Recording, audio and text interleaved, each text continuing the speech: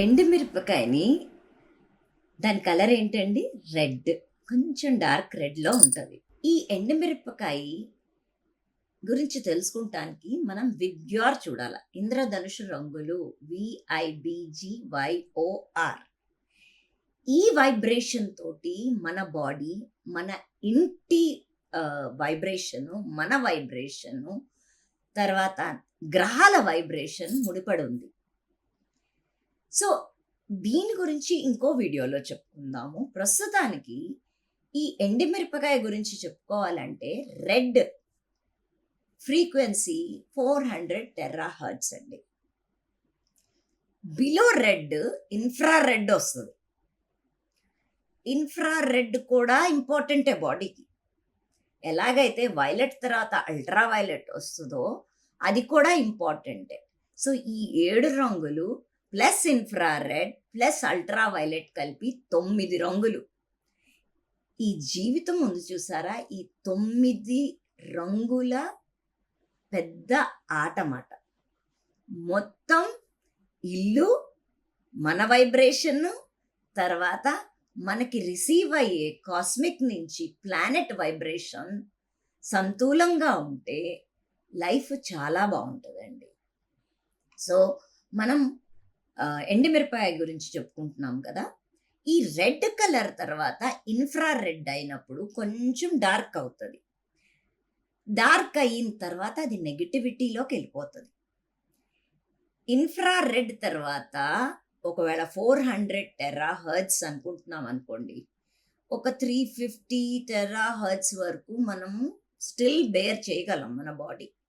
దాని తర్వాత దాన్ని నెగటివ్ అనుకోవచ్చు.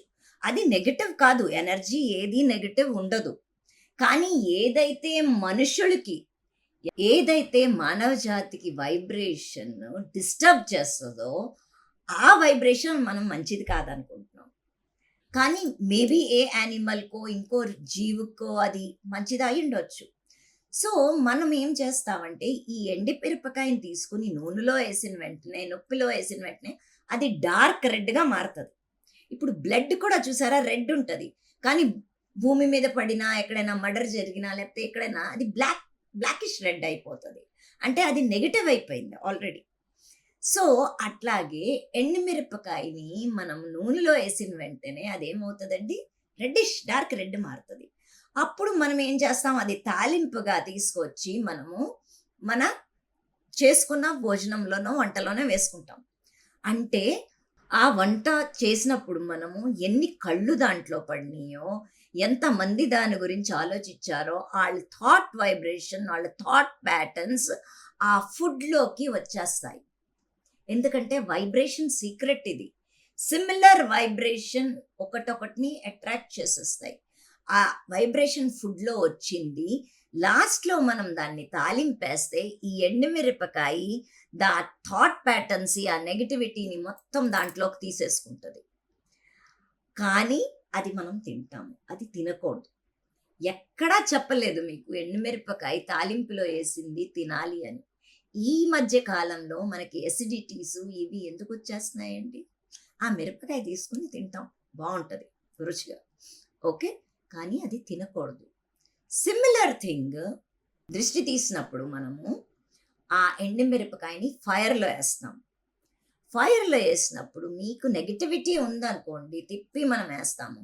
మీకు నెగటివిటీ ఉంటే అది ఘాటు ఉండదు, ఘాటు అస్సలు ఉండదు ఆ మిరపకాయకి. కానీ మీకు దృష్టి లేదనుకో, అదే మిరపకాయని మనం ఫైర్లో వేస్తే మనం భరించలేం.